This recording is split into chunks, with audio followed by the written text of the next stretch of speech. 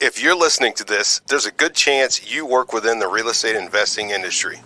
There's another good chance that you would like to increase the sales of your products or services. Well, you're in the right place.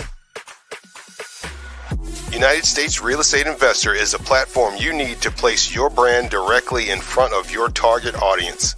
With our focused, growing audience of real estate investing beginners, enthusiasts, and seasoned professionals, you can continually reach our captivated viewers and listeners with ease. To learn more or to get started today, just visit UnitedStatesRealEstateInvestor.com/advertising. That's UnitedStatesRealEstateInvestor.com/advertising. Get ready to increase your brand awareness and your bottom line. Attract clients with content. Universe. Media. Network. Network. Network. Network. Network. Network. Network. Network.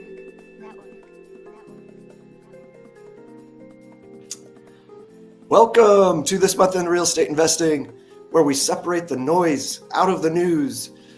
I'm your host, James Brown, and I show people how they can make safe, secure returns through our pre-vetted passive investments. I also help people, kind of handhold people too as well. So feel free to join our private investor club so you can get exclusive opportunity alerts that we don't advertise to the general public. Just go to acceleratemycapital.com/invest. In this episode, we're going to cover multiple news items, including 5-year real estate investing forecast, Newsom cracks down on predatory wildfire investors, and Trump issues executive order on emergency housing price relief. And don't forget, if you're watching live on YouTube or Facebook, you can share your thoughts and questions during the show. Let's go ahead and start the show.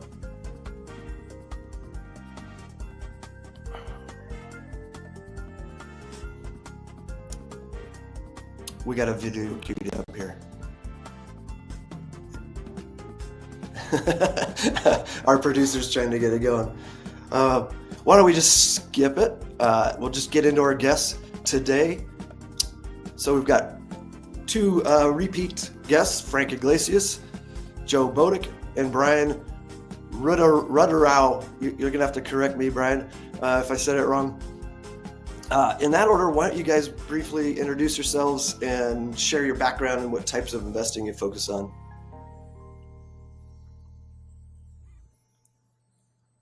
Uh-oh. We might be having some major issues. Normally we can bring everybody in here. Hang tight. Grab your coffee like I am.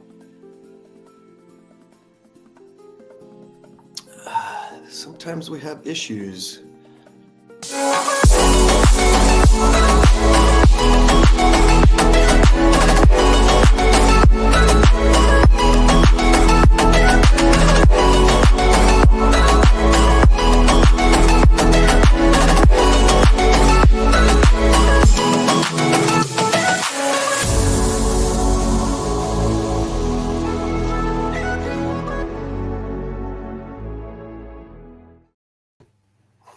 Okay. All right. Antonio got things running there. So let's go ahead and introduce yourselves. So Frank, Joe, and Brian in that order. Yeah, Frank Iglesias, real estate investor, entrepreneur, business owner out of Atlanta, Georgia, playing around in construction, rentals, and now we're doing cabinet work as a service provider and also a coach. So happy to be here and share and hopefully be of value. Awesome. Good to have you back. Yeah, it's Joe Bodick, real estate investor and mentor coach. Basically work with creative real estate. My all-time favorite are lease options, in case you were wondering what I lean towards. Woo-hoo. But work with subject to and owner financing, anything in creative real estate. And basically, after 30 years of going out and getting deals myself, I've been a mentor for about the last mentor coach for about the last 12 years or so. Fantastic. Cool. Brian. Hey, my name is Brian Rudderau. I'm based out of Colorado Springs area, and I've been doing house flipping, specializing in squatter properties, squatter evictions, and just getting into commercial and subject to deals. Oh, fantastic. I'm in Denver, so we're just down the road. Actually, I'm driving down there in the snowstorm tonight. So wish me luck. Oh, nice. Yeah. Yeah, good luck. We'll have to touch base. Okay, Sure. cool. Let's we'll touch base later. Let's get into the news. So, first article from Housing Wire. Many homeowners have a death grip on their properties with no plans to sell. That is causing a problem, as all of us know. How is it affecting you guys? Well, for me, to be honest, the crazier it gets out there in creative real estate, the crazier it gets out there, the better it is for me. Um, Among all those people, when those people are not selling their houses, obviously you've got housing shortage. Um, what it brings to the surface for creative real estate, or and creative real estate people understand uh, we're problem solvers. Okay, we're not realtors. You don't come bring the house to us and we put it on the MLS and that kind of thing. We come in and solve problems. And when you have tight markets like this, you've got people that need to sell their properties, plus the interest rates. Let's add that in there, okay? That create big problems for people. And you have people that have problems such as they've got their old house on the market, bought a new one, can't get the old one sold because of the interest rates or whatever. People are getting laid off, as you've seen in the news, and all that kind of stuff. So it affects my creative real estate people in a very positive manner, because we're able to come in there, and people that haven't been able to move their properties conventionally because of the problems out there, we can come in and help them with things like subject to and lease options and owner financing and things of that nature, and get them out from under their problems. So as far as creative real estate people are concerned, this is not a bad time. It's actually a good time for us. Not so great for the regular conventional people out there, though. Right. Yeah. Yeah, go ahead. You know, it's an interesting thing. I was looking at the stats in the article, and it was talking about, you know, this percentage is going to wait X number of years. This percentage will wait this many years. This percentage doesn't ever want to sell. But the reality is life changes for people. Like right now, we came out of an inflationary period. And while inflation is down, the cost of everything is not down. So plenty of people will say, well, the spreadsheet might say inflation is down, but life has not come down in terms of cost. In fact, it's still going up in some cases.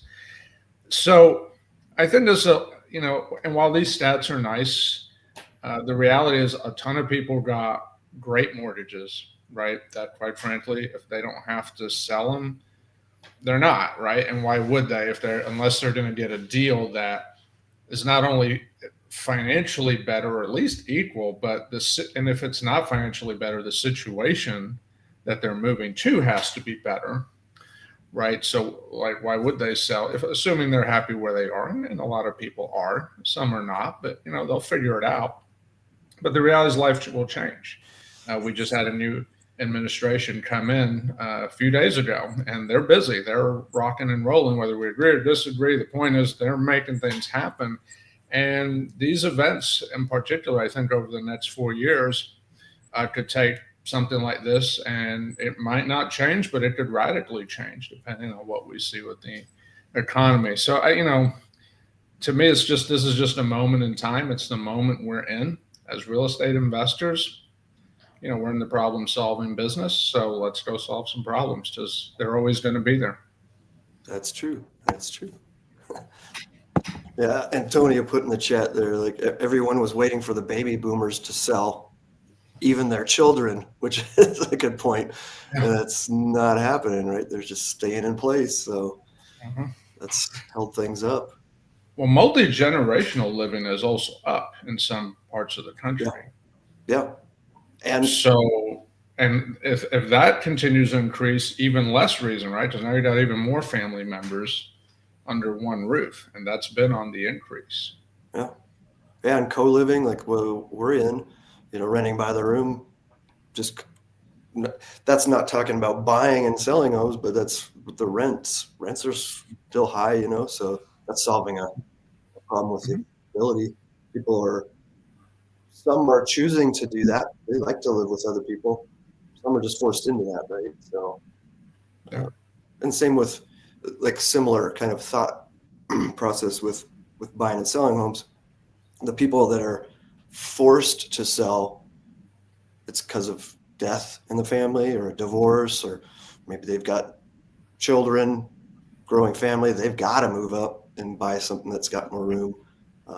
And then where there's opportunity for us, unfortunately, is foreclosures are on the rise, you know, more in some markets than others. But yeah. Brian, did you have anything to comment on that before we jump to the next one? Yeah, I'm seeing a lot of journalists in the real estate industry asking questions about this generational housing problem with the boomers unwilling to let go of their properties, with Gen Z unable to find properties. And what I'm seeing across my leads is the margins are just a lot thinner on most of the deals that I'm getting. So that's why I started looking at creative financing so that I could try to close some of these thin margin deals, because most of the leads that I'm seeing coming in are people that just bought their house in 2022 and then they're trying to sell it now. But in a lot of cases, it's worth less than when they bought it in 22. So there's just a lot less of a margin. Oh yeah. Yep, that's what I'm finding. I'm licensed as a realtor, so I'm finding that too. You know, when they usually just don't have enough if they bought it that soon, you know, to cover compensation for agents and their closing costs. So that's where creative financing comes in. So one of the things. Go ahead, Brian. No, and just kind of real quick, this idea of creative finance, and I love creative finance, right? We all do, because you can do some good stuff, but we got to be careful. The thing I'm seeing a lot right now is a lot of sub-2 deals come in. And a perfect example is yesterday. Somebody pitched me one. The cash flow, if you kept it as a rental short term, was $600 in the negative per month. The equity was non-existent. In fact, if you put on the open market and paid 6% to realtors, assuming nothing else, it was about $5,000 upside down. But it's being pitched as a sub-2 deal. And I remember asking the gentleman who brought it to me, I'm like, what's the play? And this is what I think was the danger with creative, because I love creative, but I feel like it's being pitched so much without people understanding what's the problem we're trying to solve, going back to what Joe was saying. Because I asked this person, why is the seller selling? And his answer was, well, I don't know. And I'm like, let's start, because then maybe there's a way to figure something out, right? And I think that's something we get so, you know, because sub-2 is hot right now, you know, Facebook sub-2, right? It's like, but what's the problem we're solving? And I think we've lost that focus in some communities, and we got to be careful. Yeah, that's the number one question you ask, as Joe knows. You can talk more about it, Joe. And then the exit, right? Like, I just had somebody bring a deal to me as well. Complicated thing, but I see these all the time where I was looking at it, like, first of all, my first question was like, well, what's the situation? Why does this have to be sold? But then I was like, running my numbers as a co-living home, because that's what they're doing right now. And it's just, if they have vacancy, they're screwed, right? So it's just not working. But then I always underwrite co-living as if it's a long-term rental, which is almost impossible to do in Colorado. If that was the case, it'd be like you were saying, this one's 1,000 underwater. I'm like, I'm not touching that, because like if something goes wrong, you can't cash flows co-living. Well, people pitch short-term rental all the time, right? Sure. Oh, it doesn't work long-term, short-term. Well, it might work, but then like you said, if you have one bad month or 2-3 bad months, yeah, now you inherited a problem and you don't have a second way out. Yeah, or rules change. and they say, oh, no more short-term rentals, or it's got to be your primary, like here in Denver, right? So Yeah. It's a Yeah. problem. So we just got to be careful as investors. We got to be careful. yeah, so many bad sub two deals. I'm in the sub two community, Pace Morbies, and yeah, we've looked at a lot of deals that were bad or started out that seemed good. Somebody got into them and then they went downhill because of some reason or another. So I'm always I'm cautioning people. So, all right, Joe, I know you're ready to jump in here. Oh, no, I'm sorry. I was just sitting on my butt was getting tired. I'm sorry. Yeah. No, I know I was just going to say one of the things is that when you have those problems that Frank mentioned and Brian mentioned with regard to houses being underwater, sub two, look, sub two, you got to get the deed. It's not the easiest thing in the world.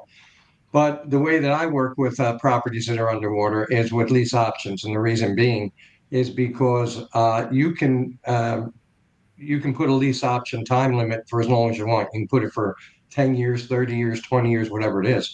So what you do when you have a property that's underwater, you have a longer lease period. And the longer you have the lease period, the more equity grows in the property. And you do a little math homework and you can kind of figure out, well, at such and such a date, we're probably going to be, we're going to be positive. And once you get them into some positive equity, you can move the property. It don't have to be a lot. But so one secret for all your listeners out there is that if you're having a problem selling the house because it's underwater, a lease option is a good way to do it. And all you have to do is give them get a long-term lease so you can build that equity back up in the property. It's a lot easier than if you're really underwater with a sub two, because you have the same problems if you're in a sub two. You don't in a lease option.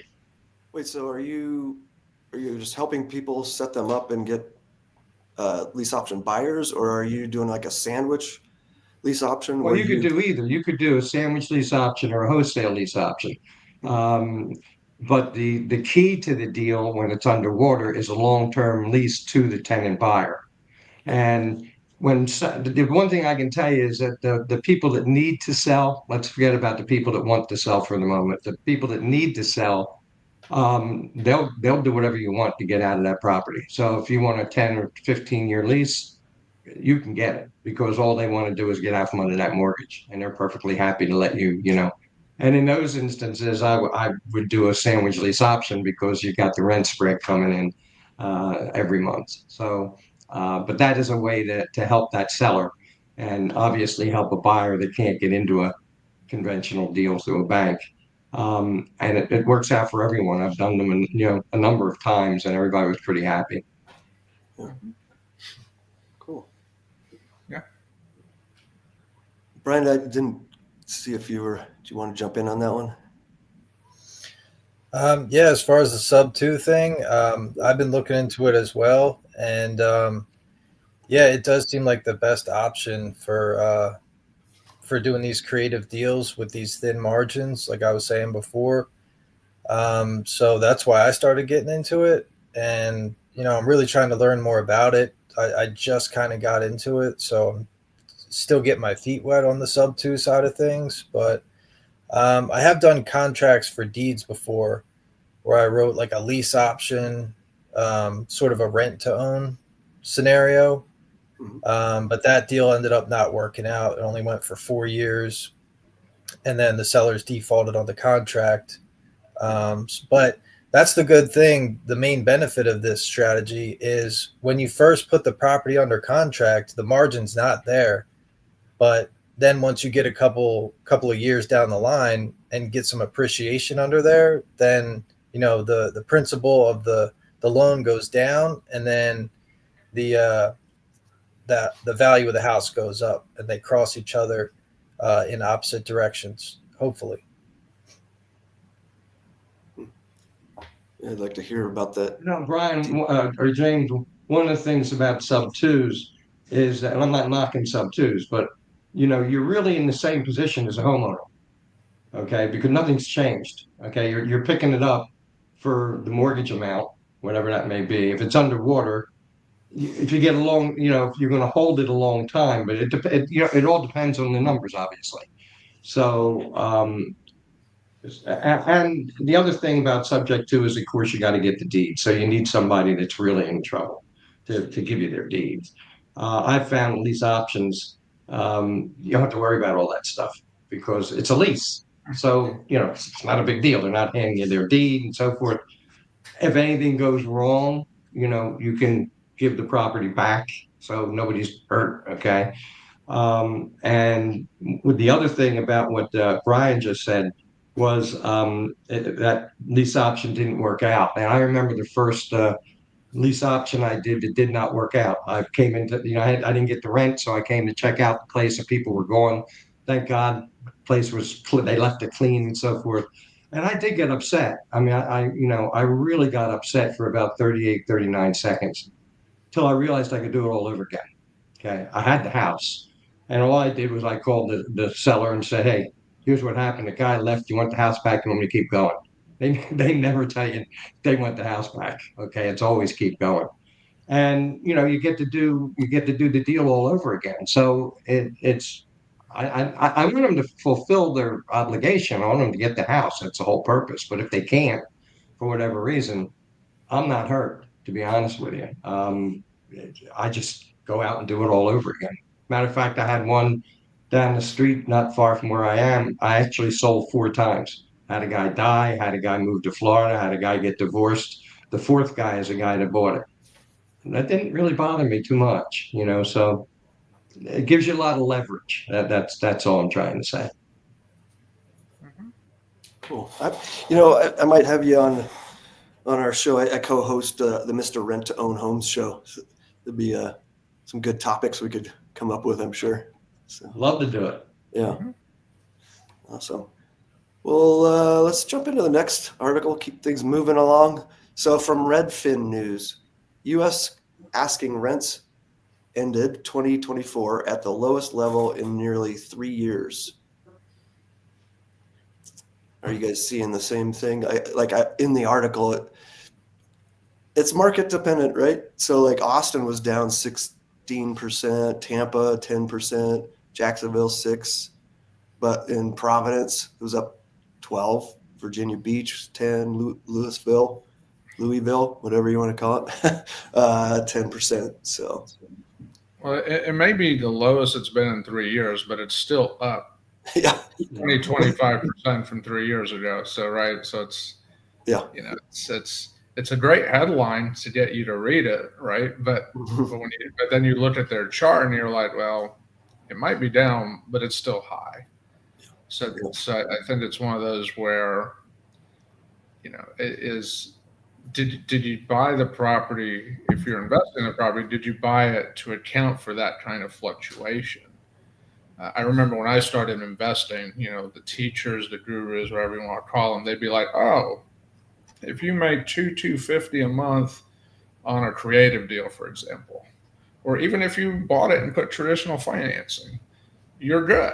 And, but fast forward 16 years, that's a death trap, right? Because the cost of, just basic home maintenance have increased. So it's like, well, so to me, it's like, well, I think this will certainly help some people, right? Because I think I saw an article a few months ago now that said something like 70+% of people renting on paper could not afford their rent. So this is a welcome change for those people. But if you're the one investing in these, you still got to be cautious because they might go down more, right? So you gotta be conservative when you're doing these things. One thing I've learned in 16 years: be conservative, and never do anything on speculation. That's a lesson we've learned multiple times over. But hopefully, with the rents decreasing, it puts more people in a position to where if they are renting, they can actually pay their rent. I know a lot of people had trouble, and it doesn't matter if it was creative, straight up rental ownership. It just seemed like almost every investor I knew in 2024 had more problems with tenants than they did ever, regardless of how it was financed. That was what we saw in a lot of the markets that I talked to. Yeah. We'll talk about what's coming. I'm sure we can do some speculating. What are the other guys seeing? Is it affecting you at this point? Well, Or do you see Yeah, it? I mean, just to tag.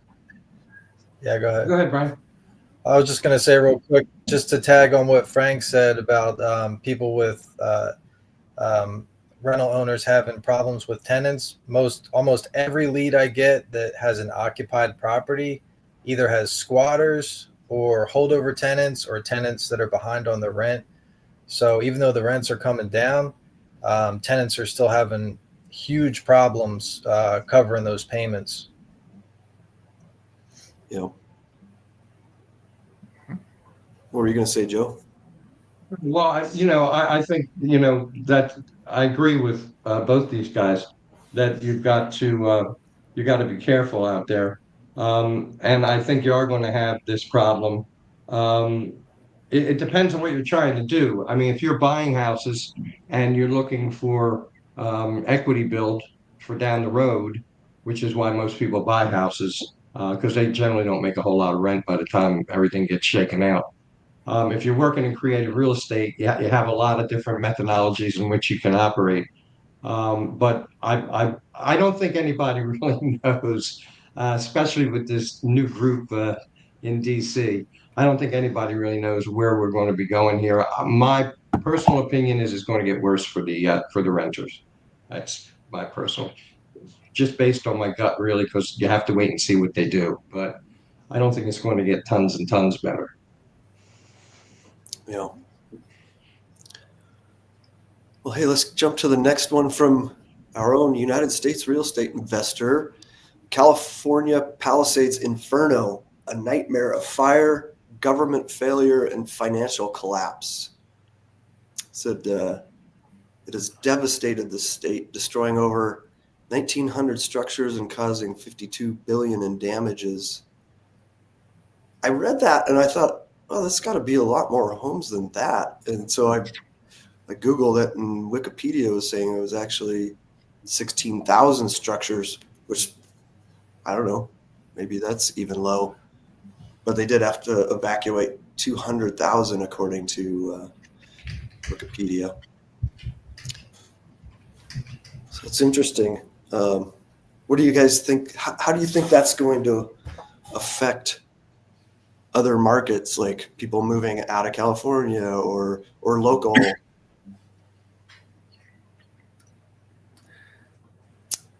I'll comment too. Just well, no one's jumping in.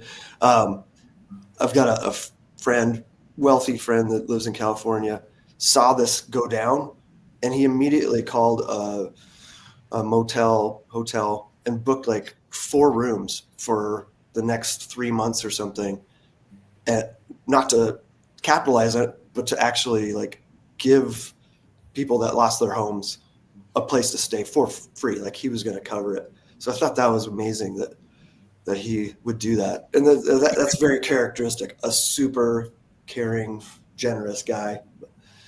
It's definitely going to be putting pressure on some of those other places that people are going to have to go stay, right?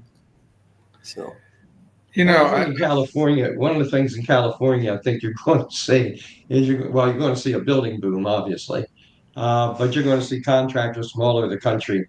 They're in their trucks, man. They're headed there now, right. because they've got to rebuild the place. So I think you're going to see a building. I think it's going to help the economy, to tell you the truth, because you're going to have a lot of activity going on for the next couple of years once you get through this mess that they're in right now.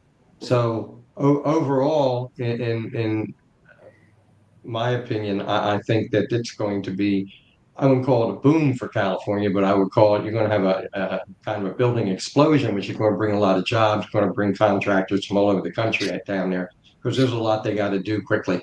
And they're going to need everybody they can get in order to do it. And they certainly don't have enough just in California to tackle the problem that they got going on down there now. So I think there's some positives there for the state, actually. Yeah, this is going to be an interesting time. you take a state, for example, like Florida, they get hurricanes every year. Like, it doesn't surprise them. They're well prepared. They do what they need to do, and they carry on, and people keep coming back. Just let's face it, the ocean will always sell. But then we had what happened, like, and I'm in the Southeast, so, Helene missed where I was by not very much. But we saw the devastation. I pull it up on Google. It said 73,000 homes were either damaged or destroyed. Right. So, that's a lot of damage, but it was unprecedented because, they said they've never had, I think it was something like 40 trillion gallons of water. And all of a sudden it's a big mess. Right. And so that's going to take time. And now this happens in California. And I think what we're going to see is, there's certainly no stranger to the idea of massive storm happens and like he was just saying that now a bunch of contractors are going there, right? Like that happens. But I think it's going to be interesting because I think maybe as a country, there's probably a lot of building departments saying, maybe we need to tighten up things a little bit. So I wouldn't be surprised to see building codes get more stringent to really make sure, because now you've got a bunch of construction in multiple parts of the country. And now it's a new year. We'll have another tornado season here in the southeast coming soon, followed by another hurricane, right? And it's going to keep going. So, I almost wonder if we're just going to see a general tightening up of building codes to really make sure that when all these booms are happening, like Joe was saying, because there's going to be multiple of them, that we're going back with better product. Now, the thing is, better product means the codes might be tighter, but we got to balance that because, right, they don't want so much regulation and red tape because that slows things down. And better usually means more expensive. Mm-hmm. So, and I know one of the debates is, let's rebuild California, or you could replace California, North Carolina, wherever. But can the people actually afford it, right? So there's multiple issues here. And it's going to be very interesting to see how this ultimately shakes out. But ultimately, I think we're going to see better construction coming out of it. But there has to be balance somehow with cost and regulation. And it's just going to be interesting. And with California, it's a little bit different because, North Carolina, they weren't ready, but they had never seen anything like it. The wildfire then is not new to California. So you have two contrasting issues. So they've got that issue to deal with as well. So there's just a lot of variables involved with this. It's going to be interesting to see how it plays out. Yeah.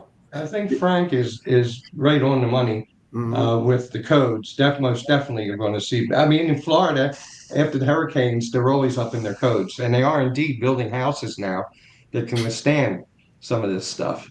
Yeah. They're going to probably start building houses, not fireproof, but that tend not to burn so easily. But I think the big thing is where they put the houses. Okay, if you looked at the films on the news, I mean, some of these houses shouldn't have been where they were. I mean, it didn't take a genius to figure that out. Okay. And I think that one of the things that's going to change in California is going to be the zoning, where you can put these houses, because they're in the middle of fire zones. Okay, they're on the beaches where they can have slides. I mean, they're in the hills where they're going to have mudslides. So I think it's going to, out of the tragedy, I think it's going to come some good stuff. As far as the cost, well, you're in California. I mean, my example, my nephew just sold his house. He bought it for $700,000. He just sold it for $2.8 million. Ooh. And if you had transported that house here to Philly, in the burbs where I am, it'd probably be worth, I don't know, maybe $300,000-400,000.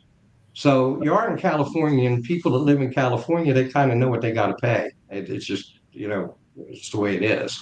But I do think very positive things are going to come out of it. In particular, where you put those properties, because a lot of them burned down, shouldn't have really been where they were. If you follow what I'm saying, they're right in the middle of a fire field.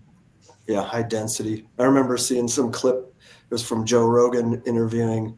He was talking about interviewing a fireman. He's like, the fireman said, "It's coming. It's gonna be bad. It's just Yeah. it's all set up to just burn and keep going." So it happened, like the guy said. So, but like, yeah, to your point there about the building codes, I saw a video where a guy was standing in front of his house that didn't get burned. Everywhere around him, just ashes, and he was pointing out like the materials they used and the design actually, like so the embers couldn't like land and just sit and keep burning. That kind of thought process was going on when he built that, and it saved him. And Antonio put in the comments too that Tom Hanks' all concrete home didn't burn, and he had sprinklers on the roof. Of course, you got to have water to it. I saw another thing in the news. It was talking about people were saying, fire hydrants didn't have water. And there's maybe some misconceptions about how that water's fed.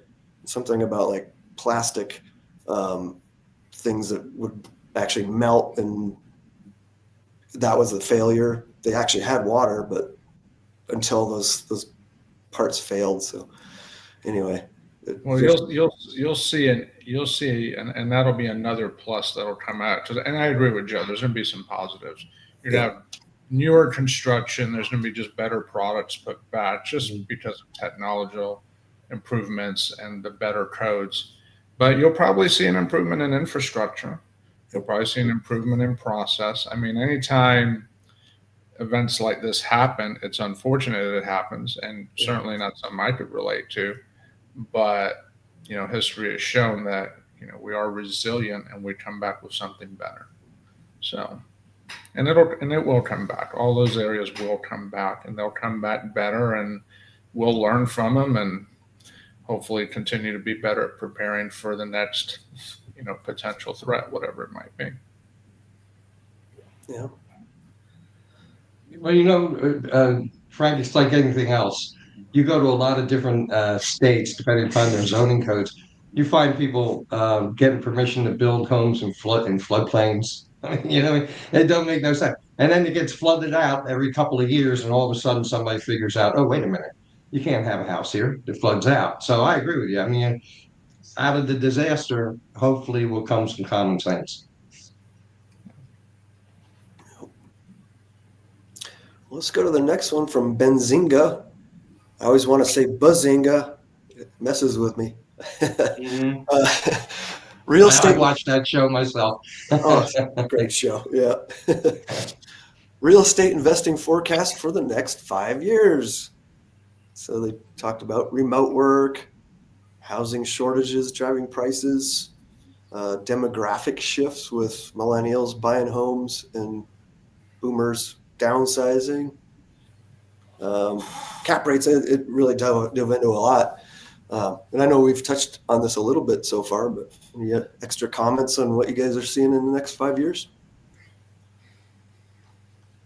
Oh, wow. Big topic, right? Well, I was looking at the list that it gives here in the article. Yeah. And certainly all those things are good, quality reasons and factors to keep aware of. The one thing I didn't see mentioned, though, is as people, we like what we like. And what do we like? We all place a higher value on what? Waterfront, for example. Like whether we want oceanfront or lakefront, we all instinctively know that's worth more. We have lakes where I'm at. We also have a lot of mountains. We all know that no matter what's happening in the world, if I got a house with a view of a mountain range, that's going to have more value. For some people, it's here's something with peace and quiet. Maybe it's an area with acreage. So I think with all the factors it talks about, let's not forget that we're still people buying these houses. And we all know, especially if we're investing in real estate, we know what people like. And even if we're not investing in real estate, we know the things at the end of the day that people really like, that always seem to pull more value. And so, investing in areas that are in those types of places generally have a higher chance of pulling a higher value because that's what they've always historically done. And it's probably not going to change, at least not in the foreseeable future, maybe ever, right? Like beachfront property, for example. The beach is probably not going out of style anytime soon, maybe ever. So it's super important to know your market. Every market is different. Mm-hmm. What are the drivers in that market? But just don't forget the basics of just human behavior. We know what people ultimately are willing to pay more for, and maybe those are the areas. And and the last example, maybe if you're like wholesale deals to investors, for example, you're just going to be a wholesaler, which is great. Where are you going to go? You might not think of anything I just said, just where all the investors buying, right? Right, because that's what you do. So. Just get the market. Don't fight the market is what I'm ultimately saying. Don't fight the market. The market is usually pretty clear on what it's going to reward. Go with it. Yeah. So I guess the better question, like for us and anybody watching, is like, what are we doing? What shifts are we making now in our business? What are we seeing? Where the opportunities are, and where they've dried up, right? So, well, I'll tell you, I've been in this business 50 years. I've been around since 1971. I have seen pretty much every crazy adjustment in the market, 2008, I can name years of them. And for investors like us, people always ask me, well, what are you going to do in a buyer's market, when they're giving them away? Or in a seller's market when they're giving them away? Buyer's market when, you can come in and name your price. How do you make money when our sellers are in control? And, everybody's worried about the market. I never worried about the market. As an investor now, I'm speaking as an investor. I found that people always needed my service. Okay.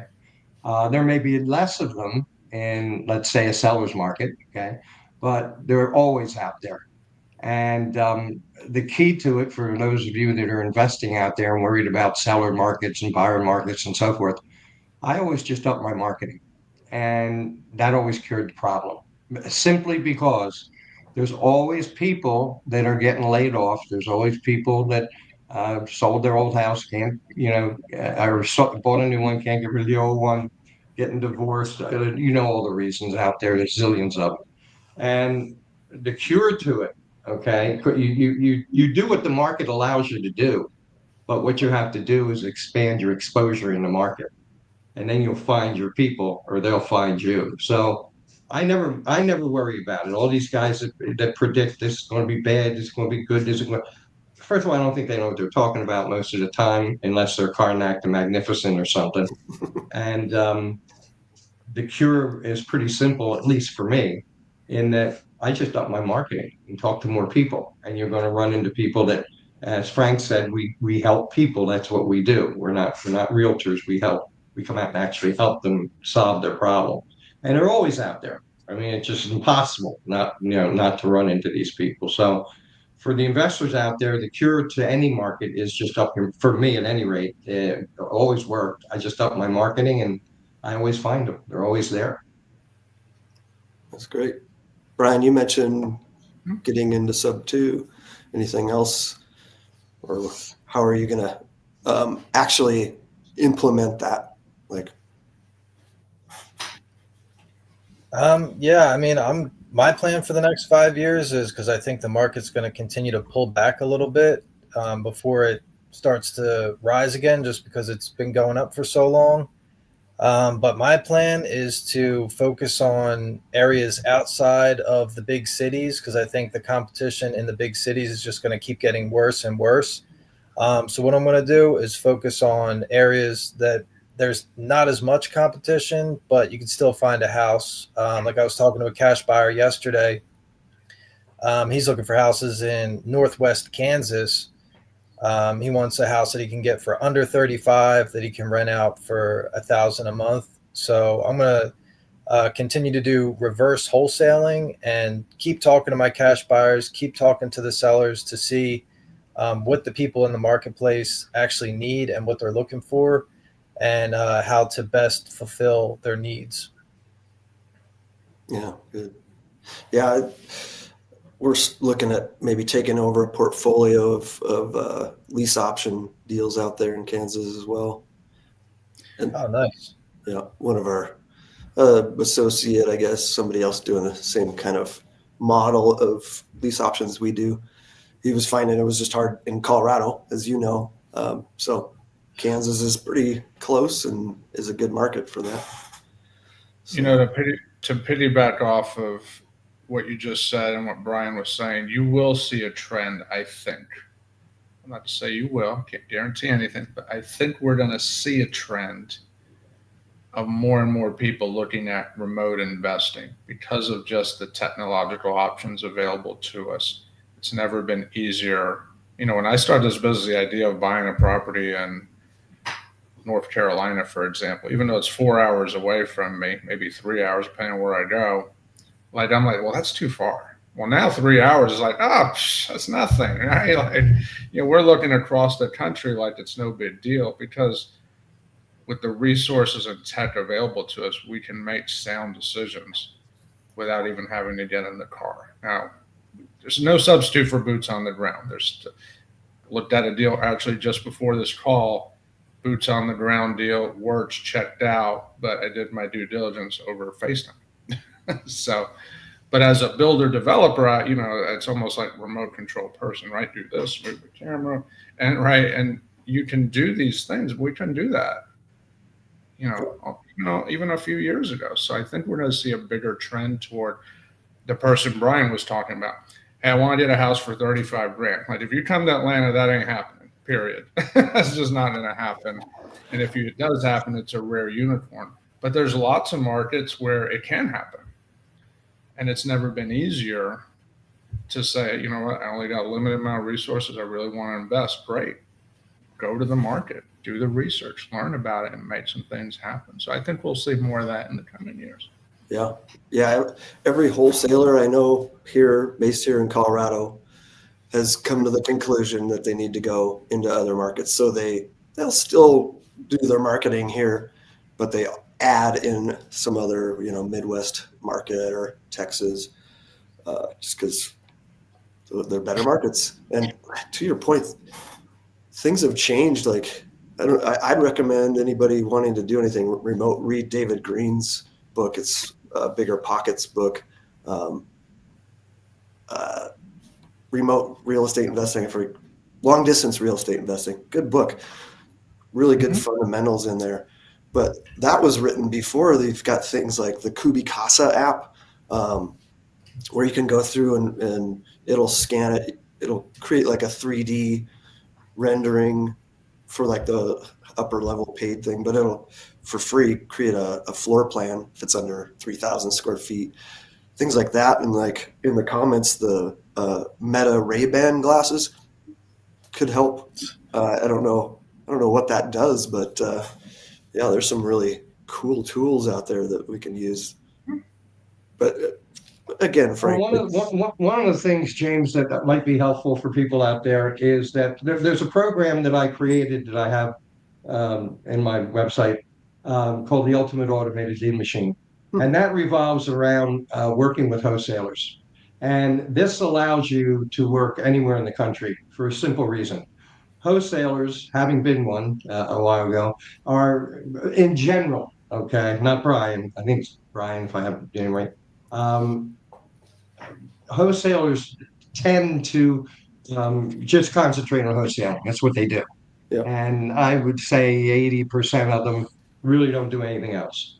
And what happens is that they get a lot of leads that they can't work with because there's not enough equity in the property to make a deal work, or the seller won't take their low offer. It's very common. Yeah. So what my program does is it teaches people, investors, how to get to these wholesalers, how to talk with them, find them, get to them, talk to them, and joint venture deals with them that they can't do. Because when I was a wholesaler, I put ads in the paper and I get $300,000-$400,000 homes, because you're not saying in the ad I'm looking for jumpers. I buy houses. So you get all kind of people. And as I say, there's a lot of reasons why wholesalers can't deal with them in a wholesale deal. However, they will lend themselves to subject to or on the financing or lease options or whatever. So you become what I call a transaction engineer, which is what we teach people to do in our mentoring program. And you can get with these wholesalers, okay? They've already done all the work. They've got all the information on the property. They get you joint venture the deal with them. They're your boots on the ground because they're right there. You don't have to worry about that, okay? And you put the deal together, and they're going to do whatever it is you need them to do on the ground. So, yeah, we've got tons of ways in which to work with these people, as Brian said. This is one where it's not technology, which I kind of like, because me and computers, if I didn't have a brother-in-law who was an electrical engineer, I'd have trouble turning the damn thing on. So, I'm not great on that kind of stuff. But I don't have a problem talking to wholesalers, in Michigan or in New Mexico or whatever, and me being in Philly, putting a deal together. They do the running around. They already have all the information that I need, and I put the deal together. So that's one tip for people out there that want to do it virtually, because I agree with Frank. If it isn't a big thing, which I think it is, it will be a big thing. And the other beauty of it is, for investors, you never run out of people to talk to. It's impossible, okay? Because I don't care what city you're in, it's finite. Even if you're in Philly where there's thousands and thousands of homes, it's still finite, okay? No matter what you do. And you got a lot of people here all going after the same stuff. So being able to have the entire country as a place to market is, I think, a pretty good plus.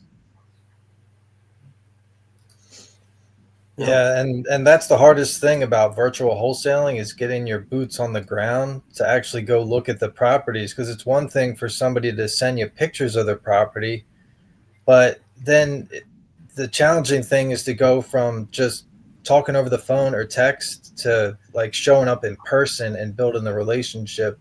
So having those boots on the ground is critical to the virtual wholesaling, because your conversion rates go way down when you try to wholesale virtually. You're right on it, Brian. Absolutely. Yep. Video is so much better than photos, but even then, you still need those boots on the ground to give you some good feedback, right? That's somebody you can trust. The only time that I don't need boots on the ground is if I'm doing a wholesale lease option, because what happens is that I'm going to get pictures from them and so forth, assuming that they're somewhat. If I didn't get them off the MLS, if he wasn't trying to sell on the MLS and couldn't do it, if they're taking the pictures, I'm assuming that they're now. Okay. Now, have I ever gotten old pictures, okay, of a house that don't look that way anymore? Yeah. And what happens is that when the tenant buyer goes in there, and if the place looks like a bomb went off in it, and he sent me bad, pictures that were lies, I find out real fast, okay, what's going on, because the tenant buyer is going to tell me. All right. So even when you don't have boots on the ground, because I don't really use them when I do wholesale lease options, I don't really need them. Sandwich lease options I do. But even when you're doing a wholesale lease option, you're going to find out pretty fast if you got lied to. And it's happened to me like once or twice, but generally speaking, the homeowners, they're looking for help, so they tend to be, pretty straight with you. Mm-hmm. Ooh, there's so much more we could talk about. Well, hey guys, let's take a break, hear from our sponsor, and then we'll get back to it. Attention investors. Are you happy with your current returns? Would you be interested in a safe, secure, low-risk, high-return investment in real estate? And what if you never had to deal with another rehab, bad tenant, or lousy property manager? Introducing an innovative investing approach that gives new and sophisticated investors a higher ROI with more protection than traditional methods. We've created a blue ocean investing strategy by combining the tried and true models of fix and flip with buy and hold, and have found a way to keep the benefits of both while eliminating the drawbacks. hybrid real estate investing is a better way to invest that allows busy professionals to replace their salary, build passive wealth, reap huge tax benefits, and fund their retirement with income-producing real estate without the usual risks and headaches. HybridRealEstateInvesting.com, the best risk-adjusted returns in single-family real estate. All right. So just that last ad, that was Hybrid Real Estate Investing. That's our brand, our rent-to-own investing platform. So if you're interested in that, just go to hybridrealestateinvesting.com and we can explain more about that. All right, let's get back to it. From the New York Post, LA renters concerned over hikes as wildfires squeeze California's already tight rental market. So I just highlighted a thing from that article. So they're accusing investors of price gouging, which the same thing happened when Maui burned. So, investors are always looking for opportunities, of course. So I guess my question was, how do they control that? How do they, what is gouging? How do they track that and stop it, whatever that looks like, right? It's an open market is my thought is like, you can offer somebody some low ball offer on a burned out property, but they don't have to take it, right? I don't know. What do you guys think? Well, I think the theory is that you get what the market can bear. Yeah. So if you're going to gouge, you're going to gouge. I think I think one of you guys just said you get stopped if the people, put the kibosh on it. Can't afford this. It's not going to happen. I think they just, they gouge until they see they can't get it, and then they come back down a little bit until they find a price that they can get. I don't think it's a good thing personally. But look, it's capitalism. It's the way it works. Yeah. And I don't know how you can. I think it's tough to legislate out, to tell you the truth. So yeah. I don't know how you handle it. I was actually confusing this article with that other one, or maybe one coming up. So they're actually in this article talking about rent hikes, because these people are going to have to go rent somewhere, right? So that I could see that, like my friend bought a block of, or rented out a block that he's just going to give away. Other landlords maybe jacking up their prices, but it also mentioned in there that the California's Tenant Protection Act limits annual rent increases of 10% or less. So there is a stopgap, built in already, I guess. Well, sort of, but your initial rent is going to be your initial rent. So if that's high, if that's a gouge, that Right. 10% don't really mean all that much because you already got them when they moved in. Yeah, it's Go ahead. no, go ahead. I'm sorry. No, whoever was jumped in there, was that you, Frank? Go ahead. Oh, well, it's a situation where California already has laws in place for this. And the article talks about, hey, there's laws already in place for this, and there's people that are explicitly breaking the law. So, right, like if they're breaking the law, they're breaking the law. And, are they going to be held accountable for it? I mean, I don't know. Maybe not. We don't know. But if people are going to do what people do, right? There's always people that, there's a capitalism argument, right? That the markets will do what they're going to do. But then when something like this happens, right, there's people that unfortunately are going to try to exploit it for personal gain at others' expense, which is unfortunate, but it's human nature, right? So, and that's not something that's going to change because of one event or another event. As long as there's people, this is always going to be some kind of challenge. Mm.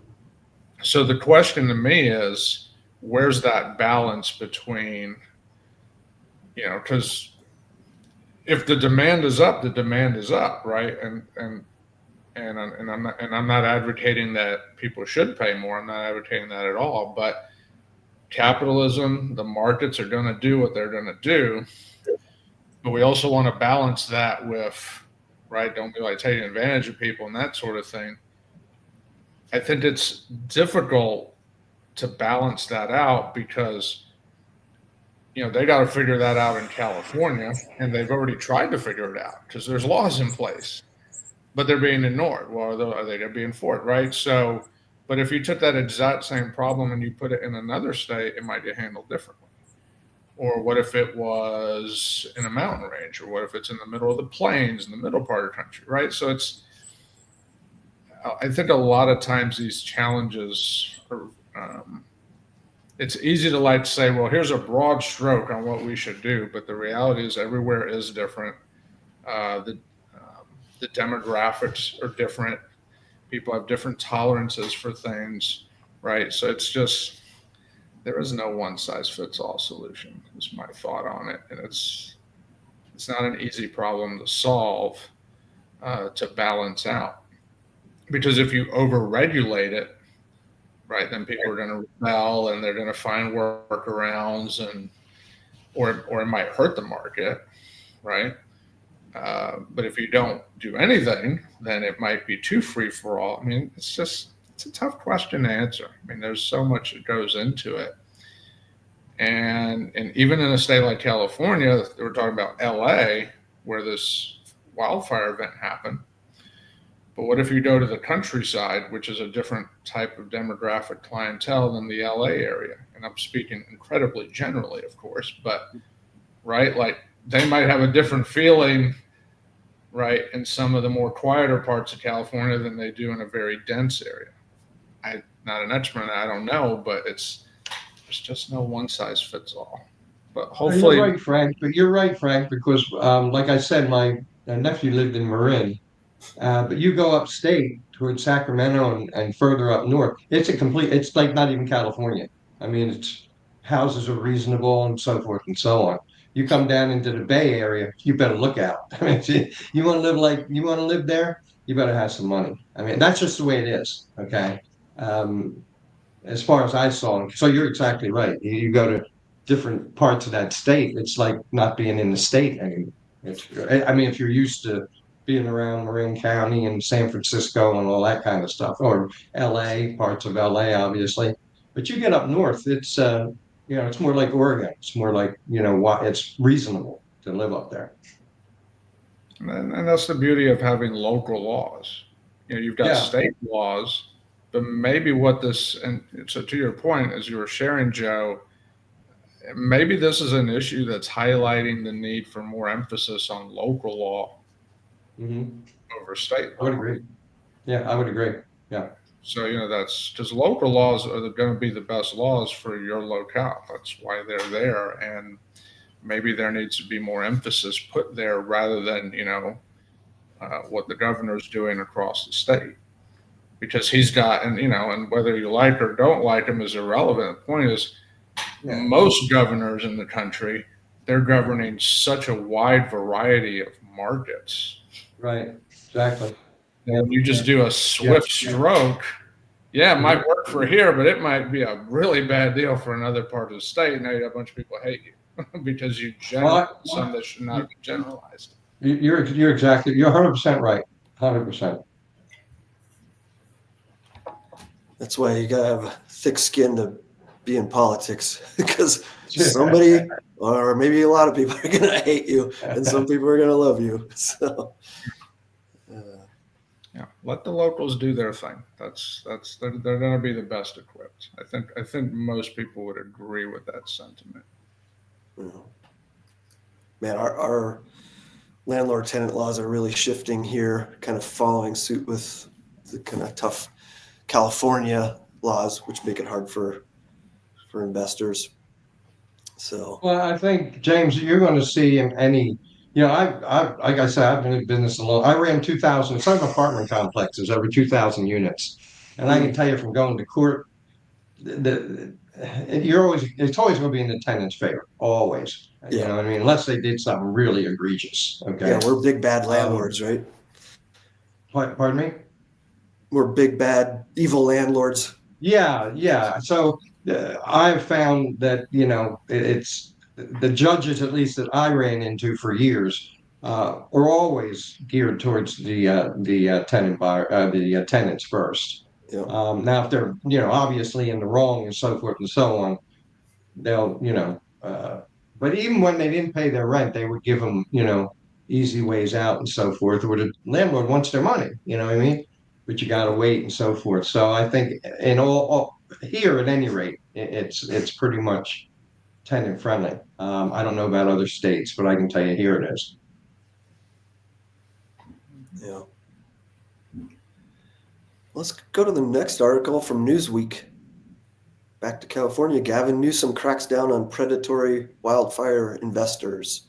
So this is the article I was kind of thinking we were talking about. So said the order forbids unsolicited lowball offers for properties in affected areas for 3 months, which is again modeled after similar actions they took in Maui. So. Well, but I'm a little slow. I don't understand why 3 months would deter low offers after 3 months. Yeah, I don't know. Well, how does that, how, I probably don't understand it, but do people come in the first 3 months and it's a guaranteed they're going to make low off? They're required to make low offers or something? I mean, if the numbers don't work, what are you going to make a low offer for? It doesn't make any sense. Yeah. And if it's burned to the ground, like, what is there to buy besides, I guess, the land? But it's, the insurance companies are all tied up in this. I don't really know how that all works out. I've got friends that lost homes in the Marshall fire here in Colorado. They were tied up in battles with the insurance companies for a long time. So, you guys know how that all works with investors making offers? Well, it says here in the order, according to the article, to purchase or otherwise acquire any interest in the real estate property for an amount less than the fair market value of the property or interest on the property on the day. But the problem is, if the whole place burned down, what is the fair, like, let's say you pay fair market value on January 6th. Okay, and whatever that is, let's just pick a random number, 500,000. I don't know. That's probably low for over there, but let's just, for the sake of an example, let's say someone says, well, it was worth 500 grand. Okay, well, you can buy it for 500 grand, and the seller's like, no problem. It's fair market value. We're good. Everyone's happy. It complies with the order. But what if they decide, because of reasons, maybe there's, like Joe was talking about earlier, that it's going to be 2-3 years before anything happens. Like, is that really worth 500,000? Like, because, right? Like, and I think that's the problem when you get into this. The sentiment makes sense. You don't want people being gouged, but at the same time, you're trying to, again, control what capitalism, what the fair markets are going to do. And how do you define fair market value when the entire community is gone? Yep. Right. Like, and I'm not saying the community of, for example, the most notable one, the Pacific Palisades, we're not saying it's going to go down. It may not go down. But what if fair market value goes up? What if they make a proposal in a month and they say, oh, well, they're going to do da-da-da-da-da, and it's going to be this amazing thing that's 3 times better than what it is? Well, now did it go from 500 to $1 million to 1.5? Like, did it go up in value now because people can put plans out to say what's coming and what happens. Development cost goes up, everything goes up, but that doesn't even mean it's going to be built that way. It could change. It might take years. Who knows? So I get the sentiment of the order, but I think it's tough when you're talking about fair market value, when you're talking about large areas like this. I mean, it's tough enough on a single property sometimes, much less an entire community. But I agree with you, Frank, except for the fact that you're saying fair market value, but on what? The insurance company is going to pay off the house, hopefully. Okay. So they'll get reimbursed for the house, hopefully. But most of them are burned down. So on some that's burned down, you're buying ground. So why would I want to pay what the guy paid for the house or what the fair market value of a house when there ain't no house there? There's only ground there. Okay. I mean, I'm just playing devil's advocate. I wouldn't want to do that as an investor. Okay. What's the fair market of the ground? I'll pay a little premium on that. I got no problem with that.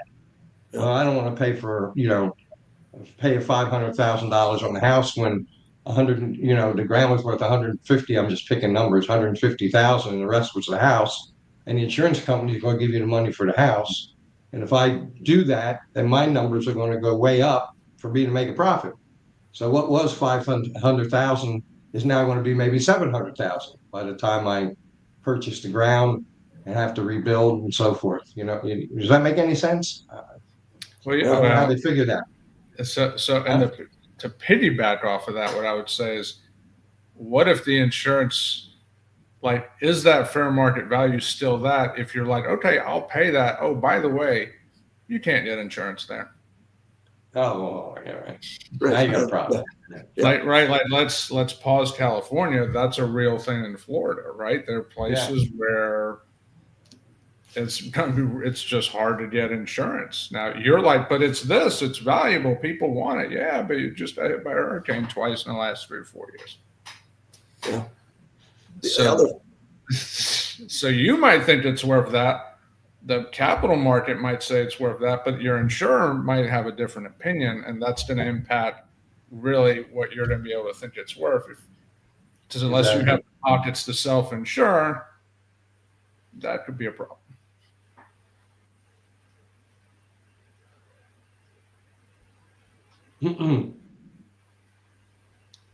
Yeah, I agree with that.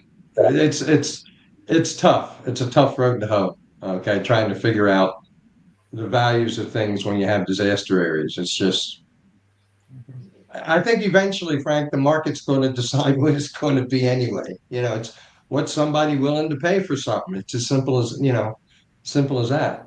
And the numbers will dictate that. But all of these laws, like you're talking about, how can you figure all this stuff? You don't know like you said, you don't know what the insurance company is going to do. So again, I think their view of gouging and so forth. Okay, I'm sure it's legitimate, but the market is going to determine what's going to happen. I mean, short term, they're going to gouge probably. See what they can get until somebody stops them somehow. But the market eventually, I mean, people can only pay what people can pay for, be it investors or buyers or whatever. So it's a tough thing to regulate. Well, and maybe the focus isn't so much the value. It's easy for us to focus on it, right? Because we're investors. But maybe it's those last few words where it says is forbidden for 3 months from January 14th. So maybe and I don't know. I can't read the governor's mind. I don't know, but maybe maybe the focus isn't that the value is as much as just, hey, leave these people alone for 3 months. And maybe that's the goal. Maybe that's the primary goal. I don't know, right? But that's a possibility where it's like, hey, we know what you investor people are going to do. We know we can't control what sellers are going to do, but can we just pipe down for 3 months? I think you're right. Yeah, because the investors ain't going to do much for 3 months anyway. Okay, because they're not going to pay the exorbitant prices. Yeah, they're going to want to see things shake out, generally speaking. Yeah, they're going to wait 3 months anyhow. I got stalled out there with my internet for some reason, but one thing in my mind, I'm thinking some of these homes may be free and clear, obviously some will be, but then others have loans on them, right? So there's lenders involved, want to get their money back. Then there's the insurance. So there's that whole factor of where lender wants to get their money back out, but there's no any appreciation or equity in there. They don't care about that. They just want to get paid out. And of course, I don't know if there's any room for that. Like if it's burned to the ground, there's no equity, right? Like it's just whatever's owed. And plus the fact, if you've been watching the news, a lot of these poor people had their insurance canceled like 2 days before the fire. If you've been watching the news, it's ridiculous. So what do you do now? Now what's fair value? The poor guy got no insurance, so he's not getting any money for the house. The ground's only worth X amount of dollars, and no investor is going to pay for a house that ain't there. So, it's a mess. What they're trying. What do you do? Yeah, it's definitely highlighted the issue of insurance. Like for example, we do business in Florida, and of course, we all know Florida gets hit by hurricanes, and they don't want to cover roof insurance. They don't want to cover the roof. Now, here's the thing: they will cover it. Like a lot of providers will allow you to get coverage for your roof. The problem is the extra you pay for it, the premium just for the roof, you're basically on your average, let's call it 1,500, 2,000 square foot home. If you pay for that wind coverage, you're buying a new roof every 2 years. Mm. So it doesn't make sense unless you have a very specific scenario to justify that premium. Because it's something like, I don't know, the last one I saw was like $800 a month. Like $800 a month in 2 years, I paid for the roof. And that's an expensive roof because roofing, you have to have permits in Florida to pull a roof, and the restrictions are higher. So it costs more to put that exact same roof there than it does where I am in Atlanta. So it's going to be interesting to see how the insurance piece of these disasters, because again, Florida's used to it, right? Like they know this game. This is not a new game, but North Carolina with the hurricanes, huge shift there. California, you got the wildfire thing, a known issue, but there's going to be a lot of debate on whether they were prepared and all. It's a whole other conversation. How does insurance play into this? And I think that's going to become a bit of a national conversation, right? Because now you got people in other markets that haven't been hit by something, and they're like, right, like if I'm in the middle of the country, Oklahoma, for example, I get these crazy F5 tornadoes every few years, it seems, wipes out half the city, or that plenty of documentaries on that, right? But how do they handle this? Maybe the answer to this is, hey, there's other parts of the country that have dealt with things that they know are coming, right? Florida's made their decisions on how they handle. I'm sure the Midwest has made decisions. And, I think the insurance is going to be a big piece to keep focus on, because at the end of the day, regardless of what happens, it's the biggest investment people make for most people is their home. Mm-hmm. Or for us as investors, supplemental properties that we own, the insurance is critical. We got to get that one right. Yeah, I just got a quote from Progressive. They wanted $13,000 for 1 year on a manufactured home in southern Colorado. And, more people are just going without insurance and taking the gamble, because it's like gambling at the casino. You're like, well, if I'll just, maybe I'll just cancel my policy because the rates are getting so astronomically high that it's almost worth taking the gamble of just leaving it off until a disaster happens. So something's going to have to happen to counterbalance the skyrocketing rates with people not willing to take the risk of, leaving their policies lapsed. Yeah. Well, hey, let's jump to the next article from Realtor.com. Wall Street thinks U.S. home prices are overpriced. Duh. Gee whiz. You think? Glad they figured that out. That's good. So, better late than never, right? So, Yeah, let's see. I think we all know this. We're investors here. We know this. We know the party has to shift at some point, and the only question is when. It's just the history of economics.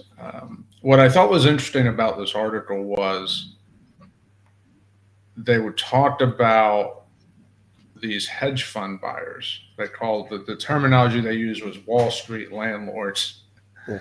So, and maybe REITs are thrown in there. I don't know, but it was interesting how they were figuring out that properties were overvalued by something like 20-25%. Yeah. And I thought that was a very fascinating number. And I almost wonder if a day is going to come where the government steps in and says, you know what, hey, hedge fund, Wall Street, we're going to put a cap on how much stuff you can buy. We need more people to just be able to afford real estate again. Because affordability is a problem. It's not getting better. Construction costs are like crazy high. I was just talking to a friend in Tennessee literally a couple days ago, and I was like, hey, what's the cost in Tennessee? And he was telling me, I'm like, oh, it's just as expensive there as it is where I am. And then, of course, I know people in California, speaking of California, right, and they have really high costs. At some point, this idea of affordability has got to be hit. And I just got to wonder if at some point they're going to tell the institutional buyers, you know what, we're going to cap that. We just need more people to own their own home again, and they need to be able to afford it. I know there's talk of it, but problem is all these decision makers are in the government, are in the markets, and probably into some of these too. So yeah. Time will tell. Yeah. It was interesting in the rent-own space. So Home Partners of America and Divvy, two of the huge, Wall Street-backed companies. BlackRock was behind Home Partners. Both of them just pulled out of the market. And I know they're selling off multiple homes that didn't get bought by rent-to-own buyers here in the Denver market. And they're finding like what we are. It's hard to cash flow some of these properties that were high priced, and then the purchase prices they had for their end buyers, which were much higher than what they bought them at. Just the market dropped out, so they're not able to. Those buyers aren't able to go get a loan and buy them out, and so they're in that situation. So they're just selling off, kind of fire sailing stuff, keeping some properties where they actually have tenants in them, keeping them for now and managing them, but they're not buying. But they're saying they're pulling completely out of the market, like shutting their doors, which is weird to me because in the past, since I've been in rent to own, I've seen them kind of put different markets on pause, or depending on what the market's doing. Even nationwide, they'll kind of pull back or jump back in. But actually shutting down their doors is pretty interesting to me. But yeah, they're an institutional buyer that's letting the market dictate what they're doing.